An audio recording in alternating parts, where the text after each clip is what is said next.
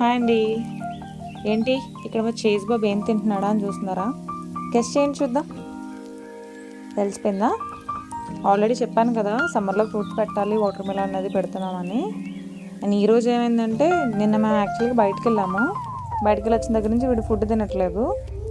నేను వీడిని తీసుకొచ్చిన తర్వాత డిసైడ్ అయింది ఏంటంటే వీడికి నాన్ వెజ్ అలవాటు చేయకూడదు అని. 5 months నుంచి ఎగ్ పెట్టచ్చు అని చెప్పారు. సో ఎగ్ అయితే పెడుతున్నాము. నాన్ వెజ్ అయితే వీడికి ఇంకా పెట్టలేదు. 7th month ఇప్పుడు. వెజిటబుల్ కర్రీస్ అన్నీ పెడతాను, పప్పు పెడతాను, కర్డ్ రైస్ పెడతాను. ఏమో బాబుగా 2 days నుంచి తినట్లేదు.